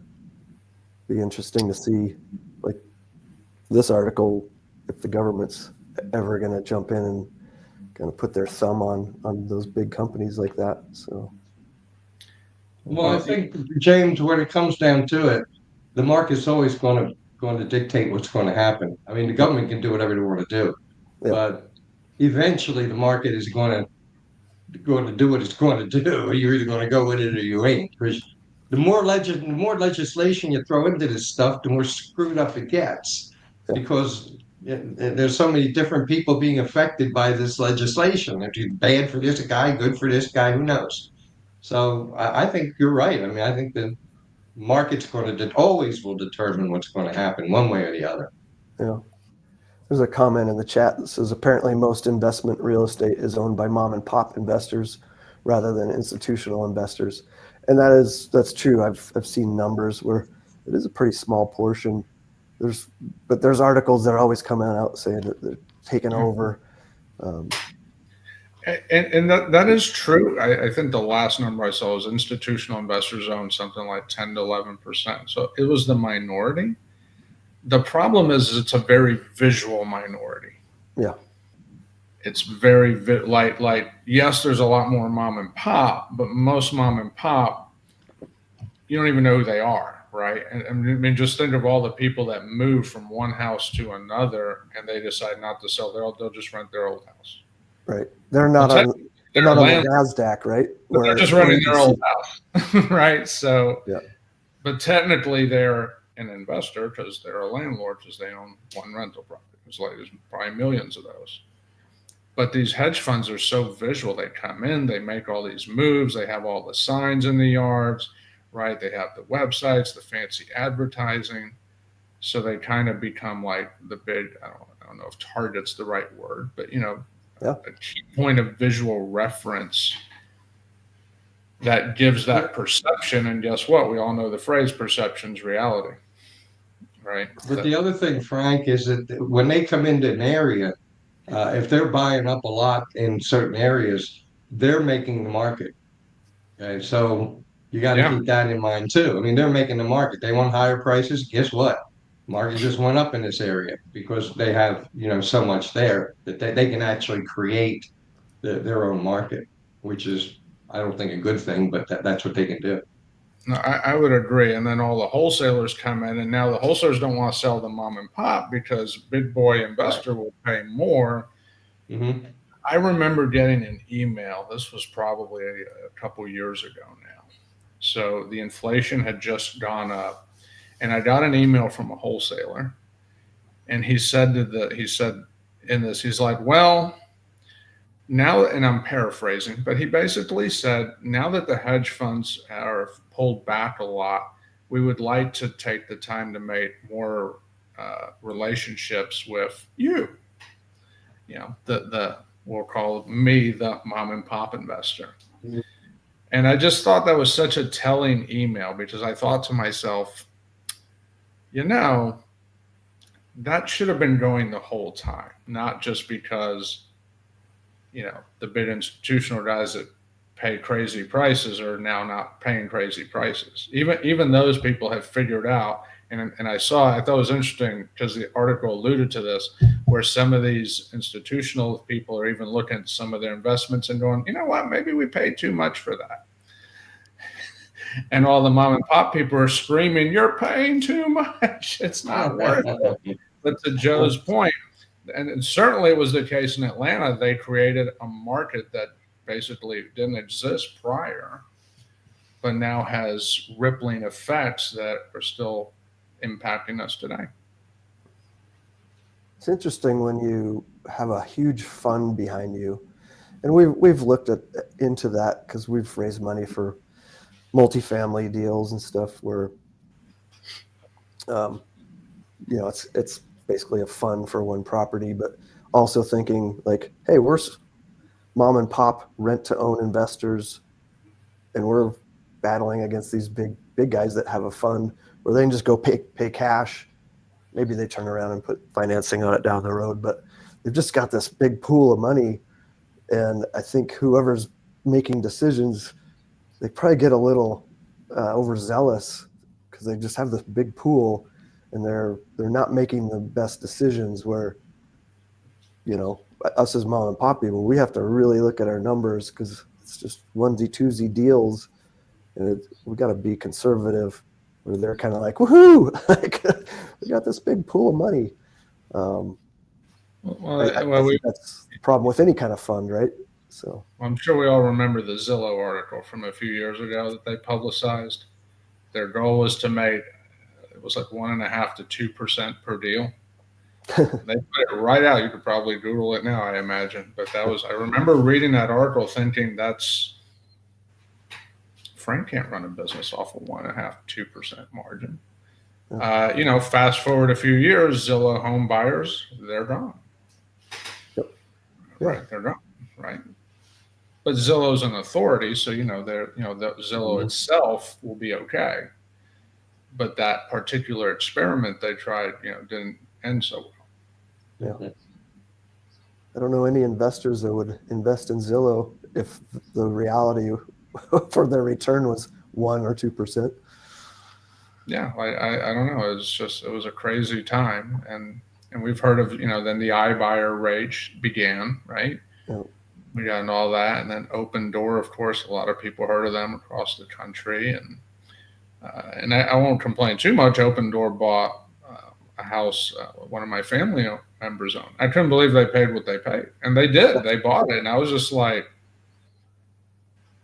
okay, like it Yeah. didn't make sense, but okay. I Yeah. don't know what they did with it, but I saw the same thing. Yeah, and they'd come in and do like these lipstick fixes. We actually got an offer from them on one of our properties that needs a bunch of work. $60,000 worth of work for sure, like minimum. And they put in their offer that they one line item to fix it up was $5,000.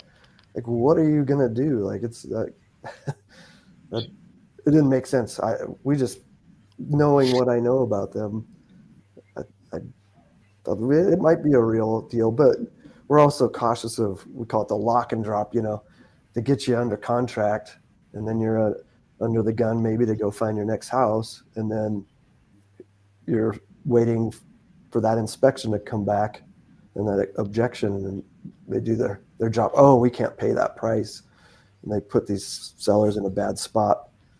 But like you said, Frank, I've seen it go through where they just did pay more, and the sellers like, okay, well, that's fine with me.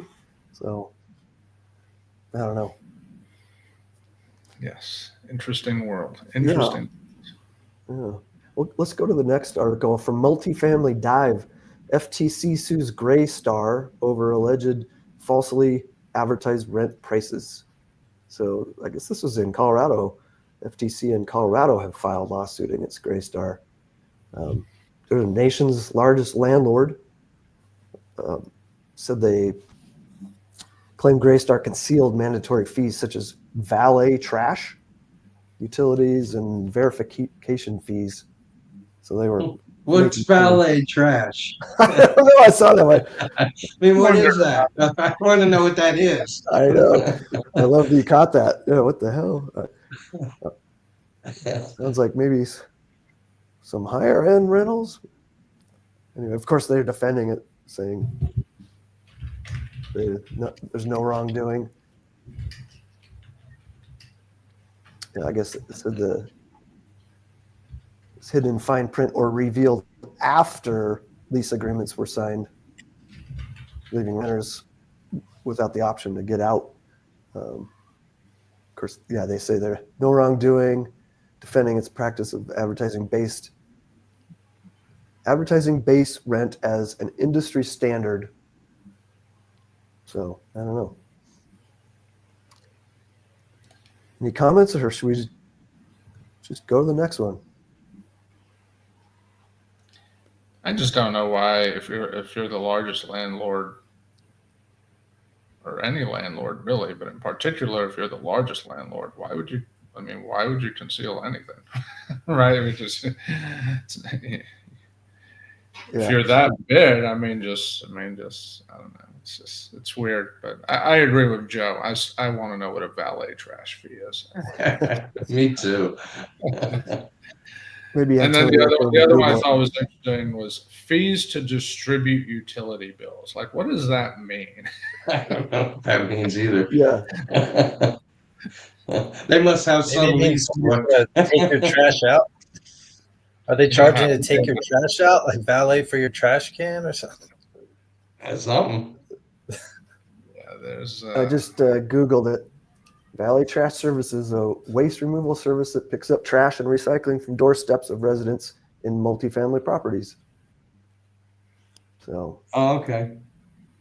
Yeah.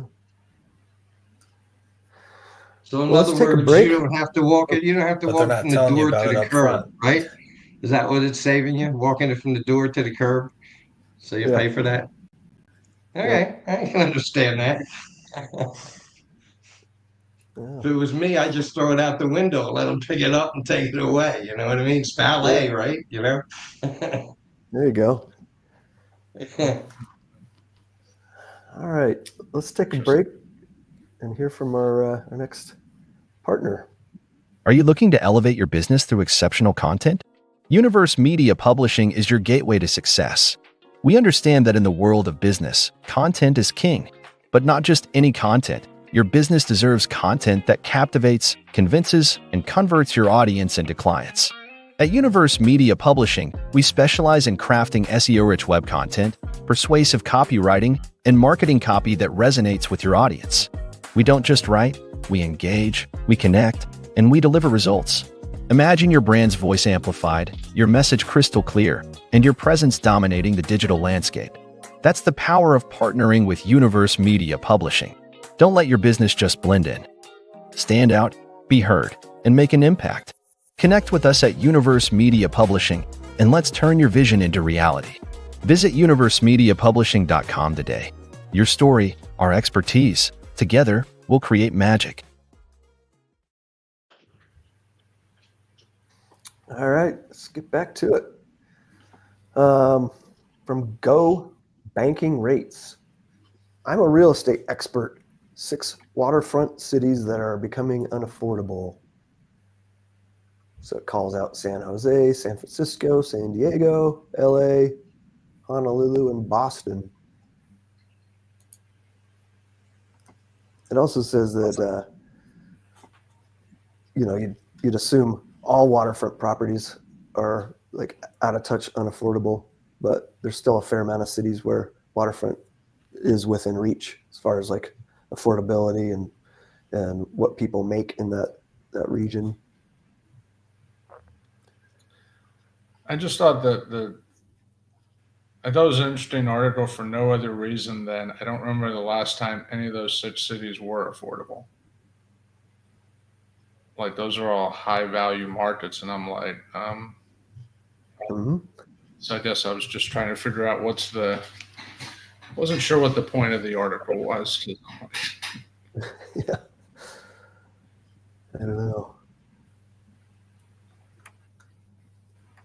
We don't have waterfront here in Colorado unless you're on a private lake or something. So.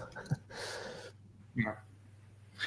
One thing I did learn about waterfront, and it's not pertinent to these cities in any way, but is,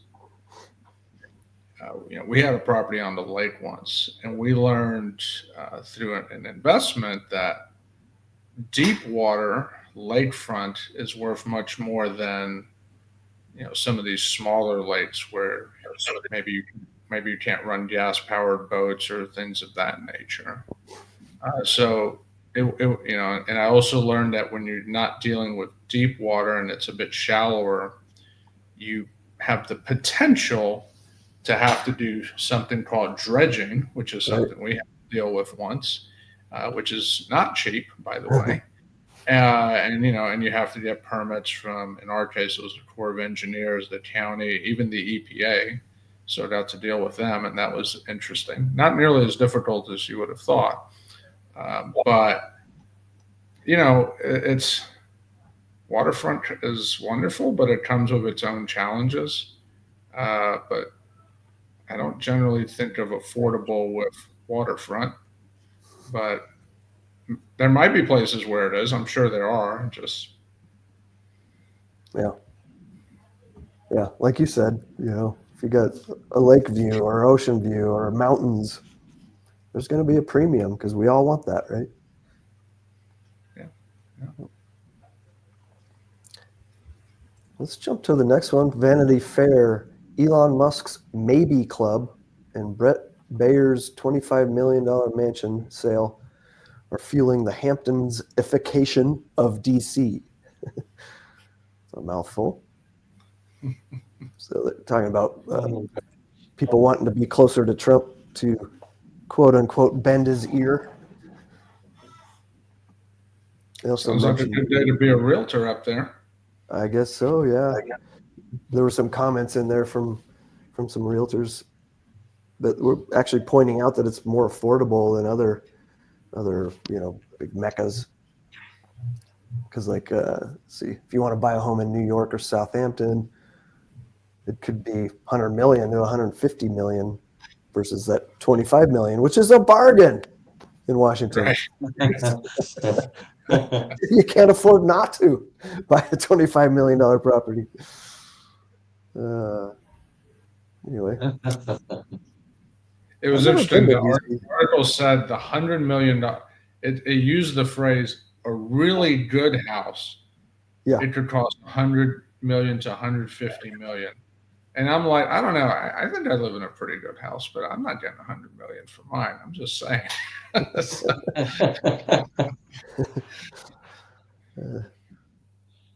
Different ways of looking at things, right? Perspective. Yes. Yeah. Let's keep cranking. From New York Post, Barron Trump is launching his own luxury real estate company. Oh, Jesus. Right? He's teaming up with two of his, I think they're both buddies from high school. Yeah, Cameron Roxburgh and Carter Fulcher. Fulcher's, it sounds like his family's in, they've got a real estate firm in Idaho. And then they've got some kind of political connection to Congressman Russ Fulcher. So anyway, I guess they were trying to launch this, and then they kind of backed off on like a more public launch. Wait till the election was over. Not take the spotlight away from Dad. And if he lost, it might maybe change their strategy. Who knows? So kind of interesting. The kid's 18. Starting a luxury brand. Good for him. This is one that I do want to watch closely, and I'll say it for this reason. When you hear I don't know if there's a more polarizing word in the world right now than the word Trump, right? And it's been that way for a few years now. Yeah. But the thing I've always told people, especially people that are in real estate, and I hate Trump, and I'm like, and I've kind of maintained the same thought, is a guy like Trump, whether we agree with him, disagree with him, like him, hate his guts, whatever the case may be, I just say, you know what, but study the guy. Because the guy is clear, he's a master marketer, right? He's been very successful at marketing. I don't think anyone could question that. I mean, look at what he's done. The guy knows how to market, right? Both for and against, right? So we're not playing sides here. We're just talking the subject marketing. Mm-hmm.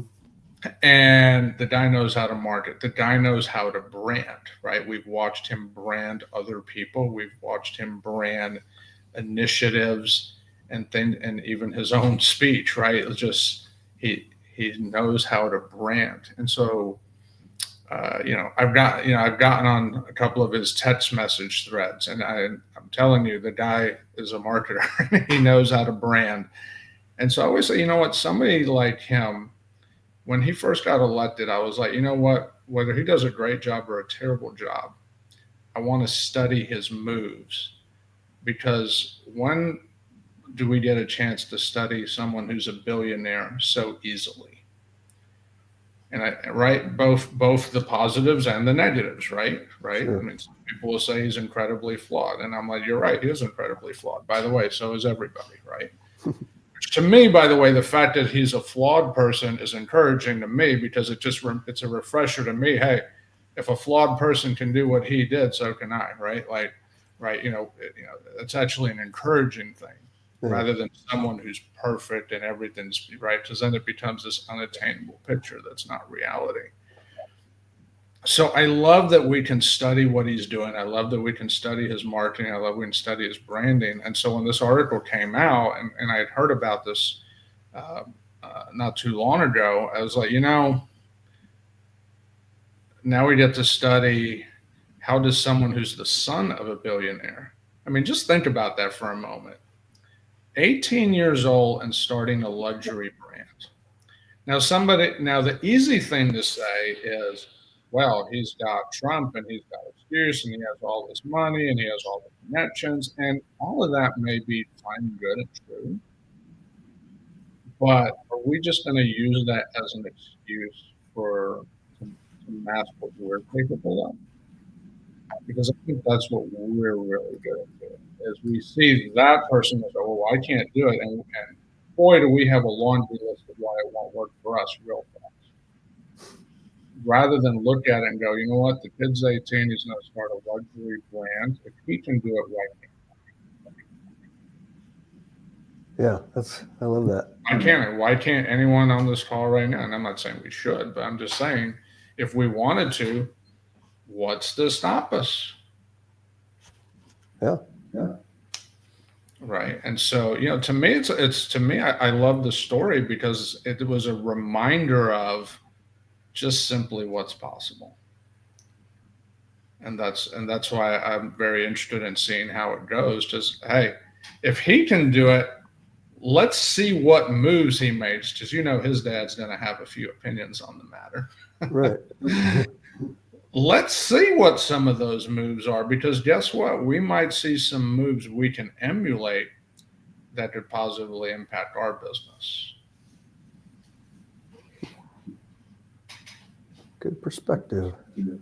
So I just got certified in luxury through EXP, our brokerage. I'm like, is now really the best time to get into that? I think there's always opportunity. There's still going to be luxury properties being sold constantly like this one. But it definitely does take a hit in a down economy compared to other price ranges and stuff. So true, but to what Joe said earlier, and I loved when Joe said this: the economy's up, it's down. So Joe's been Joe, you got 50 years of experience. You keep marketing, guess what? Market's down. Okay, we're going to do deals. Market's up. Okay, we're going to do deals. Right? Just and the opportunity is always there. And so again, I love this article because it's a reminder of just that simple concept. The opportunity is there. Yep. Let's be real. Do we really think his dad would let him go do it if it wasn't going to work or didn't have a chance? No. Well, I'm going to sort of interrupt here in that I'll agree with you that Trump knows how to brand, okay, and somewhat market. Businessman, I don't know. I mean, when you bankrupt 3 casinos, that's really, really, really hard to do unless you're doing it on purpose. And all the other companies, estate companies, liquor companies, all went nowhere. So I don't know that I think he's as smart as some people seem to think he is. But my personal view is, on an 18-year-old kid who's the son of a billionaire, I'm not going to put a whole lot of stock in his ability to get where he's getting by himself.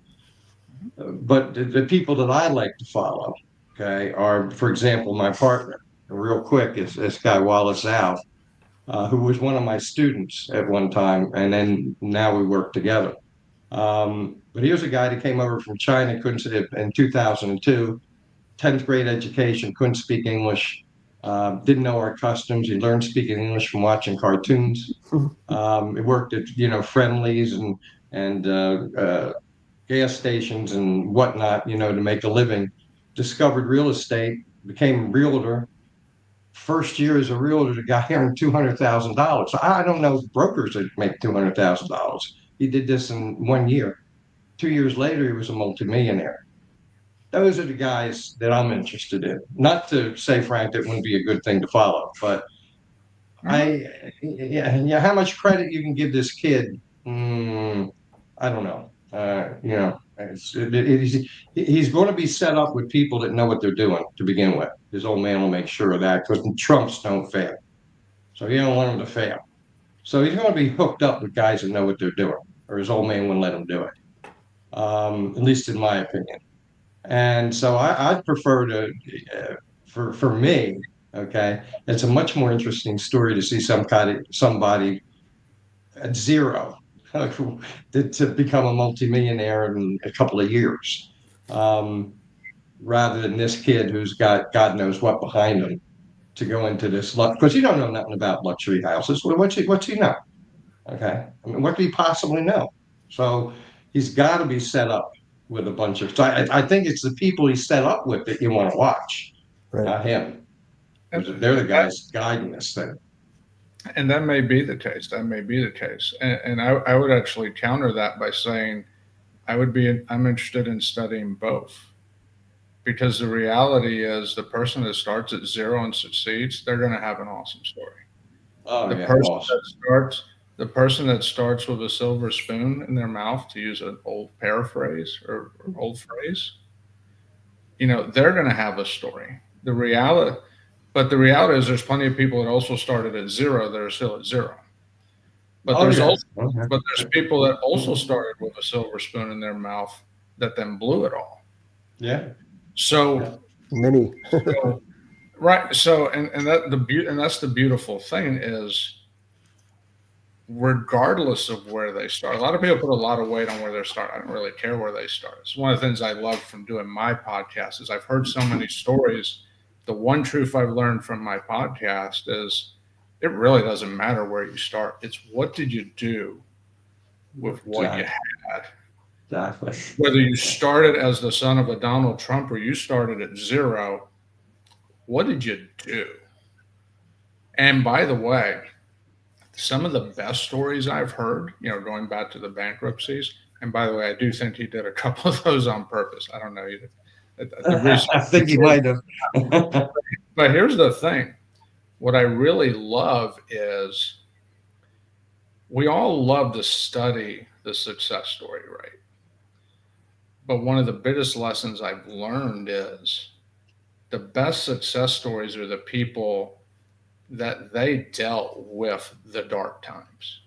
In fact, that's part of my story now is I went through a very dark time. And so when you come back from those dark times, whether your name is Trump or you're the guy that started at zero or anywhere in between, and I'm not saying Trump's the pinnacle, he's just a well-known name, right? I'm sure there's people higher up and that's fine. But it's really about the journey. And so I love keeping an eye on a number of people to see how they deal with what they deal with. And there's so many lessons to be learned. And then again, for me, the podcast we do, and I'm not trying to market the podcast, but the reality is every person I've interviewed has been a story that has just been deeply humbling because it's just every episode's a reminder of, wow, the world's a big place and my perspective is like this big compared to just the variety of viewpoints out there. So, which is why when I look, again, going back to the article, then it's about, hey, here's another viewpoint that just so happens to be well publicized. But I agree, Joe, that person that started at zero, or forget zero, they were in the hole by 50, 100, 20, 200 grand, and they came back. I think they're equally worth studying because there's beauty in everybody's story when they made it work. Oh, I agree. Yeah. Well, let's I think starting with that much money exposed you to more risk in a way too, because you have the chance to make bigger losses. Mm-hmm. This is true. Yeah, like having a fund, free money. you can take some chances. We got two more articles. Let's keep it going from the World Property Journal. This came out on the 21st, so day one. Trump issues executive order on emergency price relief for U.S. housing. I'll read this. He emphasized reducing regulatory burdens, which would be expected, lowering housing costs, and expanding supply. The order mandates monthly updates on implementation, prioritizing worker prosperity, cost reductions, and halting policies that artificially raise prices. So I read into the article. I didn't see any solid plans, but he's basically kind of saying that's his goal. He wants all the people that can pull strings and stuff to be focused on that. It's be interesting to see how that plays out. Well, the plan I don't think he can do all that much, James. I think the result of whatever it is he's talking about is look. There's one thing we know about him just from the last 5 days. Okay, let's get all the rules out of here. Okay, Yeah. we don't need these rules. We don't need these limitations. Damn the torpedoes, full speed ahead. I don't really care what the hell it does to everybody. Let's just get them out of here. And I think that that's what that article's really saying. Okay, what's he going to do? He's going to mandate home sale prices. You can't do that. Okay, he's going to mandate what the price of the materials to build the house are. He can't do that. So I believe that the whole thing is nonsense, except for the fact that he wants to do away with all the regulations everywhere, and then capitalism will work. And that's how I see it, because he's got it in his head he can do. I know he's a king, but he's got things in his head that he thinks he can do as a king that he can't, because the market, it won't allow it. It's as simple as that. Now, I could be wrong, but that's how I read it. Yeah. We got a comment here, too, from the AP News yesterday. Quote, Trump says he will demand that interest rates come down, but it won't be that simple. You think? Yeah. And we all know that. But the plan is actually in the last sentence of the order. It says, within 30 days of the date of this memorandum, the assistant to the president for economic policy shall report to me, and every 30 days thereafter, on the status of the implementation of this memorandum. Right. So to Joe's point, that's probably step one. Get rid of all the regulation. Let's see where we are in 30 days. So to me, when I read this, and I agree, nothing's going to happen overnight, to your point, James, about the interest rates. Demand interest rates come down. Will it work? I don't know. Maybe it will. Maybe it won't. But the key, I think, is that last sentence. If he's really going to check it every 30 days, and maybe he will, right? I mean, it's an executive order. Maybe that is the plan, right? And then the note I go in my head is, okay, maybe as an investor, what I should do is every 30 days, what's going on in the market? How's the market been impacted 30 days from now, 60 days, 90? And just put a little thing on my calendar. It says every 30. Back when, and I'm going to use an example, back when COVID happened, remember we had the big shutdown, and what happened? We saw the whole unemployment going up. And it was like every month for several months, we were tracking unemployment numbers every month, because why? We wanted to know how it was going to impact what we're doing. Yeah. And our next moves. To me, this is no different, right? It's no different. It's like, okay, he says he's going to do that. Okay, great. So every 30 days, he's going to get a report. All right, well, then it might be worth checking in on the market a little more often for the next few months and see, hey, are we getting change? Maybe we will, maybe we won't. Maybe he'll do it. Maybe we hope he does a fantastic job, but maybe he'll do a terrible job. Maybe it'll be in the middle. But the value is, okay, he says he's going to be checking 30 days. Maybe we should too. Yeah. To see how it impacts our business. Yeah, good advice. Well, let's jump to our last fun news item from Blog Herald. 7 phrases self-absorbed people tend to use without realizing how arrogant they sound. I'll just read them off. I know that. I'm the best at. I don't need anyone's help. No one understands me. You wouldn't get it. I don't care what other thinks. Or I always ellipsis. It kind of dives into why they're dismissive and whatnot. So I was reading it going, I don't know that I say those. Hopefully. I don't know. I love them. Yeah. I love them. Yeah. Why not? Why not? One that isn't on here that bothers me, and when people say, listen, they start out that way. Oh man, that grinds on me. Like, Yeah, I can understand that. yeah, and I sometimes I think it's just kind of maybe a cultural thing, maybe more of an East Coast thing. I don't know where, like, because I hear people saying that, but it does seem kind of like more assertive, like, listen, I'm going to tell you how it is, kind of. So anyway.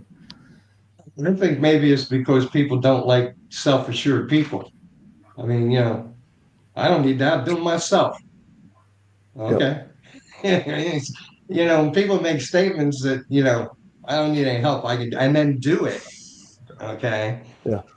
I kind of, I don't see a problem with it myself. Yeah. Yeah, it's especially going to hold you back in real estate in a business where you need other people's help, and it's all about networking, right? If you say, "Oh, I don't need anybody's help. I don't need the help of any agents, contractors," you have to reach out to other people to do I business. think, Brian, it applies there. I think it applies more overtly. Okay, of course you need contractors when you're building a house or whatever, but I guess it's all within the context of what was said to the person and then how they came back at it. You'd have to know, what the person he's talking to says to him to determine what that answer, that short kind of self-assured answer might be. You know what I'm saying? But I don't think they say it about, stuff like, I don't need any contractors. Well, if you're going to build a house, you got to have contractors, or else you're going to be very busy. But I don't have a problem with it. If now if they're bums and they're just saying it to be nasty or something, or to be curt, well, that's one thing. But when it's coming from somebody that I think actually could do what he says he's doing, I think it's all right. Doesn't bother me. Yeah. This real estate's such a team sport, like a people business. Which when I got into it, I didn't see that coming, and it's a good thing and can be a bad thing too. But you gotta be a good listener. I think Okay. ask the right questions and actually listen to the answers, right? Especially in creative real estate like we're in. You're talking to a potentially a distressed seller. They've got a story, and you got to really listen and read between the lines. And not kind of bully our way around, like just you have two ears and one mouth. Right? I found James when I talk to sellers, the simple question that does it every time is, "Hey man, it seems like I see you selling this house. It seems like a really nice place. How come you're selling it?" Yeah. And then you just sit down and you shut up. And the people that want to buy, they're kind of like, "Well, I want to downsize. I want to be closer to my kids." The people that need your help, well, my wife left me. I had a car accident this morning. I just got fired. My kids can't stand me, and my dog died. When you hear that stuff, it's you know what's going on. You know what I mean? So that's the question I pose to them. And of course, sometimes they tell me a little too much, way more than I want to know. But they just dump all over you when they are in trouble and need to get something done. I did a speech. I did a speech course about a year ago. And it was a really fascinating experience. It was very helpful. It was cool. And so I did a 7-minute speech on the subject of listening. And one of the most interesting things I discovered about the subject of listening was if you go to your bookstore I started with Amazon, right? Because we all go to Amazon, right? It's easy. And I was like, and we know we're business people, right? Like if we put in a number of subjects on Amazon, it's like page after page after page, right? Like it seems like endless choices. When I looked for books on Amazon for listening, by the time I got to, I think it was page 3, I was starting to see repeats, right? Okay, now it's not the hard copy, it's the Kindle version or the Audible version, right? And by the time you're like 5 pages in, you're like, oh, there's like that, not that many, which to me was mind boggling. So I literally remember getting in the car and I was like, surely it's not this crazy. And I actually went to Barnes and Noble. And I asked the people, I was like, where's your section on books on the subject of listening? Oh, it's mixed in with the self-improvement. Okay, cool. So show me where that is. There's a handful of books. Thousands and thousands of books. Number of titles on listening was a handful. It was very interesting to realize a subject that we all know is so critical. There wasn't a lot of books about it. That's a good point. Interesting. Yeah, look it up. It was very interesting. Have you read the book Super Communicators? Any guys? I recommend that one. There's a lot on listening in there. That was I listened to it on Audible. It's about the only time I can read. Driving in the car. But yeah, that was a good one. Well, hey guys, that covers the news portion of the show. I'd like to thank our sponsors, United States Real Estate Investor Advertising, Universe Media Publishing, and Hybrid Real Estate Investing. And thanks to you guys as our guests, Frank Iglesias, Joseph Bodick, Brian Rutterow. In that order, Frank, Joe, and Brian, you want to tell people how they can connect with you if you want them to? Sure. Yeah. No, I mean, I'm easy to find. I'm on all the social media networks, Facebook, LinkedIn, Instagram, Twitter, et cetera, et cetera. So easy to find, or you could go to my website, frankiglesias.com, or you can you just call our office, 678-408-2228. Pretty easy to find. And yeah, we talk real estate. Happy to help you if I can in any way. Fantastic. Well, to connect with me, the easiest way to do that would be through the website, which is executivementoring1.com. That's executivementoring1.com. And for those of you out there that may be looking for mentoring and coaching, that's what we do. You have 6 different programs, and you're welcome to go to that website, executivementoring1.com. Take a look and see what you see. Great. Right. And me, you can find me at hbrcolorado.com. I'm also on X. And yeah, that's about it. Fantastic. All right. Thanks, guys. Again, I'm your host, James Brown. If you want to join our private investor club, just go to acceleratemycapital.com/invest. Also, thanks to our founder and producer, Antonio Holman, pulling the strings behind the scenes.